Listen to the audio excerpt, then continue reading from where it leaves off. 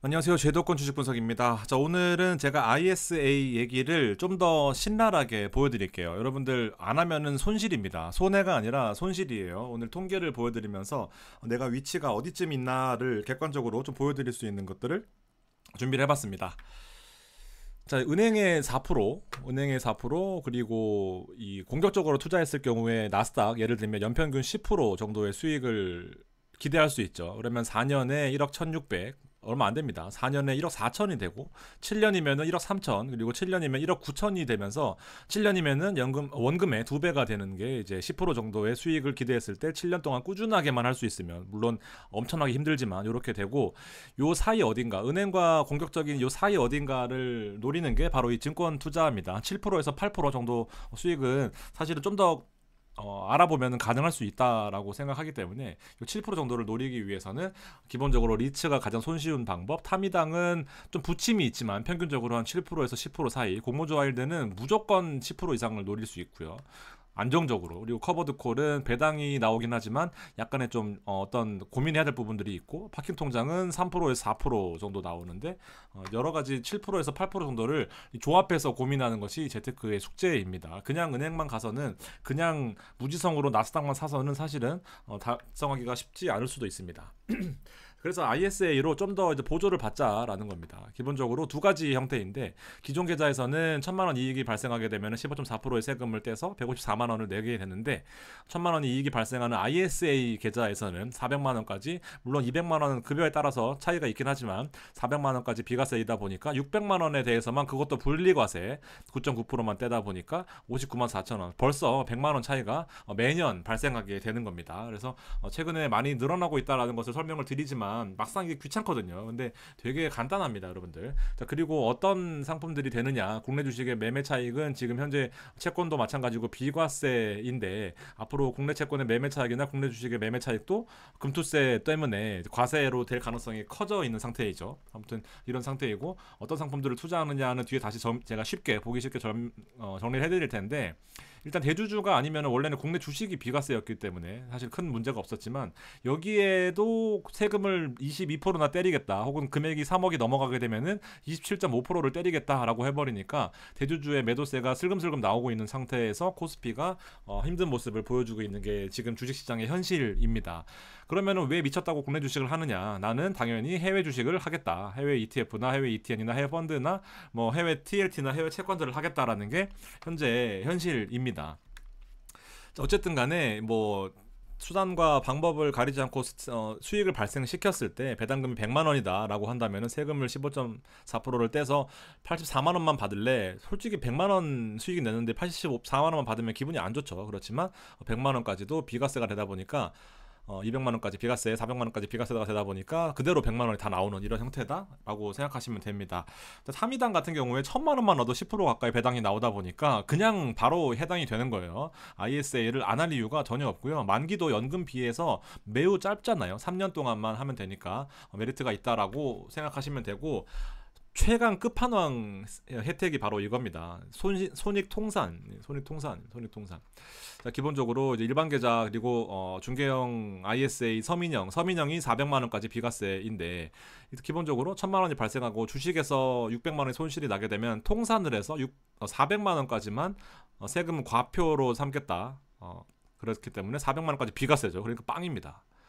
그리고 얘는 이제 펀드에서 1,000만 원 발생시켜서 15.4% 154만 원을 내고 손실까지 봤는데, 얘는 해당 없고 154만 원 세금을 내다 보니까 1,000만 원 벌어도 남는 게 없는 거죠. 그러다 보니까 혜택이 매우 크다입니다. 주식까지 같이 하는 경우, 혹은 또 좀 더 공격적으로 투자하면서 조합을, 포트폴리오를 짜놓으신 경우에는 ISA가 메리트가 있고요. 안에 담을 수 있는 것도 엄청 많잖아요. 그러다 보니까 무조건 해야 된다라는 부분입니다. 자, 정리를 해보면 세금 자체 혜택도 있고 손익통산의 혜택도 있어서 9.9%까지도 세금에 대한 혜택을 받을 수 있다라는 거. 돈을 실제로 벌어보면 배당 투자하시면 무조건 돈을 벌잖아요, 여러분들. 그래서 피부에 와닿기로 아주 좀 도움이 되실 것 같다라는 생각입니다. 자, 그래서 뭐 기본적으로 보시게 되면은 요 세금 부분에서 오히려 세금을 내지 않고 2년 동안 투자를 하게 되고, 2천만 원만 투자했을 때 매년 2천만 원씩, 그다음에 두 번째 차에 2천만 원 추가 불입, 그다음에 4천, 6천, 8천이 1억까지가 원금이 되었을 때 오히려 세금을 안 내고 3년 차부터 7만 원, 30만 원, 60만 원 세금을 내게 되는데 27만 원, 35만 원 세금이 다 떼입니다. 그래서 이 부분들은 원금에서 까지는 부분이 있는 거죠. 마이너스가 되는. 그래서 복리 투자를 하실 때 원금 자체가 커야지 빨리빨리 불어나는데 무조건 ISA를 해야 된다라는 그런 부분까지도 저 한번 각인을 시켜드렸습니다. 자, 원본 초과 손실이 나는 아주 위험한 상품 아니면은 대부분 가능하다라고 보시면 되는데, 이게 또 어설프게 세 가지로 나눠놨어요. 거지같이.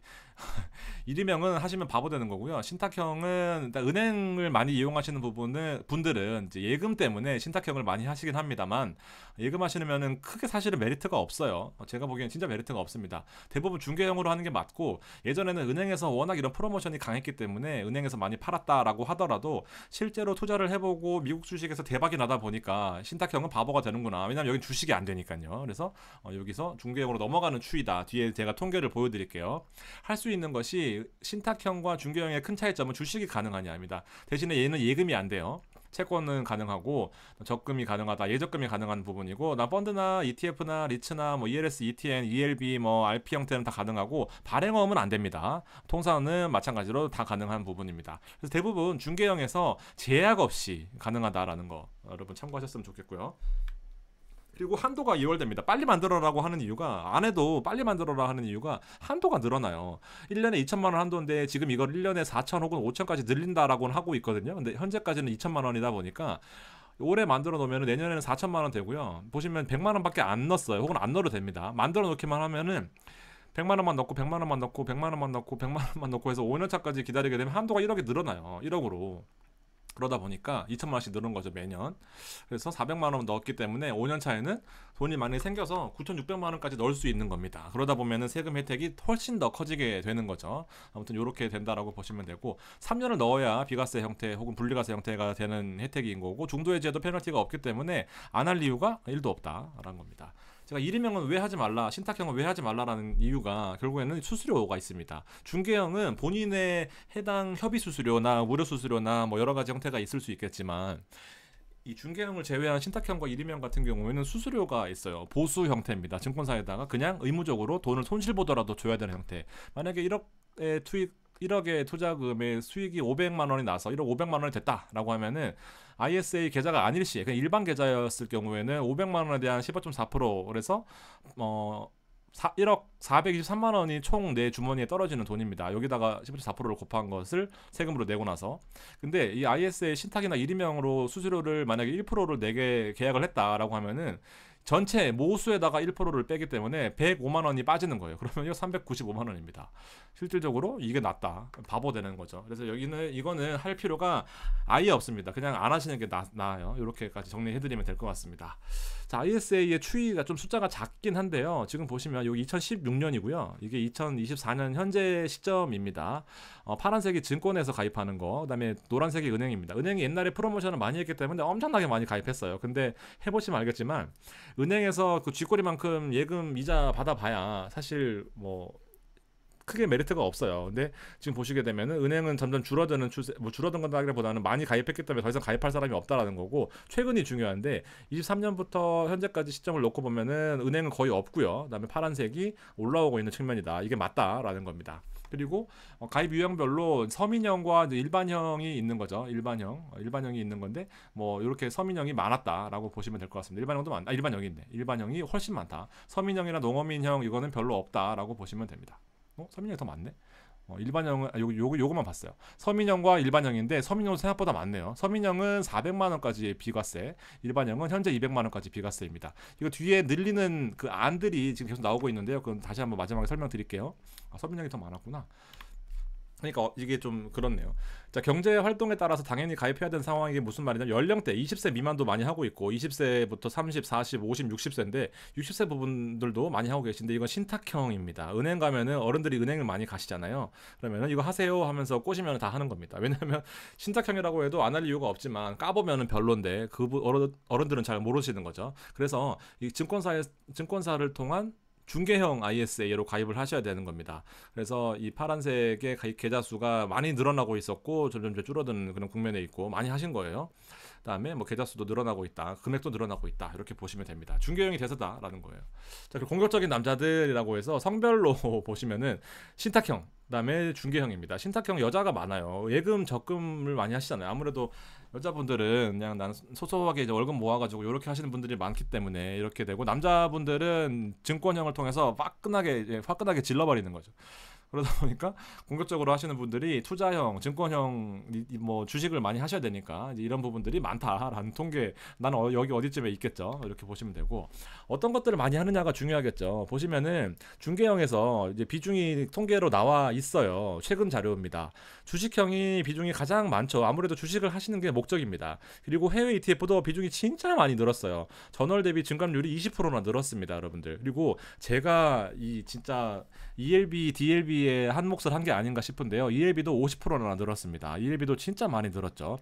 자, 어쨌든 포인트는 주식과 해외 ETF, 예적금도 많이 있고, 그다음에 국내 ETF도 있지만 ELB도 있고, 제가 트렌드를 잘 말씀을 드리고 있다라고 좀 말씀드릴 수 있겠습니다. 자, 주식으로 어떤 것들을 많이 했냐라고 보면은 이제 개인들이 1월 달부터 올해 6월 25일까지 산 종목들입니다. 보시면 순매수 상위에 있는 것들이 네이버와 SDI, LG화학, 그다음에 타이거 미국 S&P 500, 우리 많이 리뷰해드렸던 거, JYP 있습니다. 사실은 엔터주를 잠깐 말씀드리면, 엔터주 중에 JYP가 가장 깔끔하고요, 재무제표도 가장 예쁜 상태예요. 그래서 엔터주에 관심 있으신 분들, K팝에 관심 있으신 분들은 다른 거 다 필요 없고요, 그냥 JYP만 사시면 됩니다.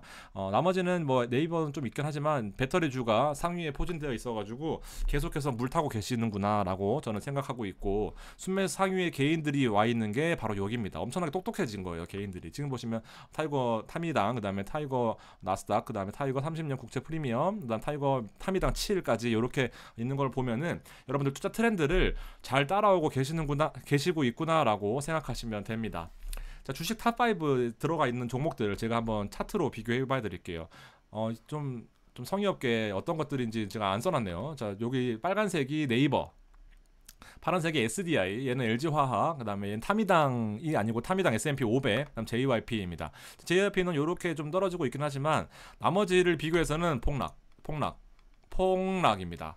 그러니까 이런 형태에서 타미 같은 경우에는 이렇게 계속 배당을 월로 받으면서 꾸준하게 올라오고 있어요. 여러분들 투자 트렌드를, 저도 주식쟁이고 주식방송으로 VIP에서 용돈벌이를 하고 있지만 사실 주식은 진짜 여러분 옛날 같지 않습니다. 그래서 주식 하시는 분들도 일정 부분은 미국 주식을 해야 된다라고 말씀드리는 이유들이, 월 배당을 받으면서도 이런 주식보다 훨씬 더 메리트가 있는 형태인 거죠. 이렇게 비교해 보니까 더 메리트가 있네요.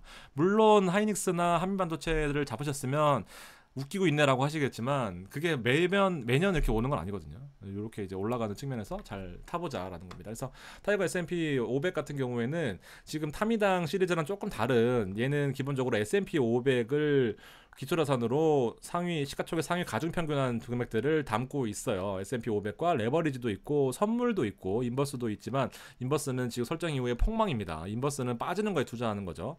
프리미엄 초단기 옵션은 최근에 나왔지만 주식이 많이 오를 때는 좋았고, 근데 배당이 너무 많이 주다 보니까 원본에 대한 그 허들이 있어요. 원본을 지키기 위한 허들이 있는데, 그 허들이 무너지게 되면은 일단은 탈출하는 게 맞다 라는 부분을 좀 말씀드리고 싶습니다. S&P 500 선물 같은 경우에 500%, 그다음에 레버리지는 200%, S&P 같은 경우에도 90%, 최근에도 많이 올랐다라는 부분입니다. 얼마나 많이 올랐냐면은요, 이 10,000원, 14,000원 하던 게 지금 뭐 18,000원까지 뭐 쉬지 않고 올랐습니다. 이게 바로 타이거 미국 S&P 500이고요.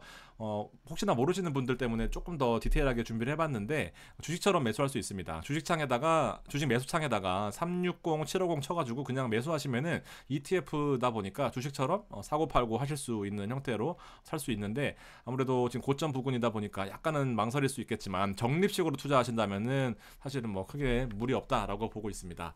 안에 들어가 있는 내용까지 조금 더 준비를 해봤습니다. 보시면은 마이크로소프트가, 엔비디아가, 애플이, 아마존이, 메타, 그다음에 구글, 버크셔 해서웨이, 브로드컴, 일라이 릴리 이렇게 있는데요.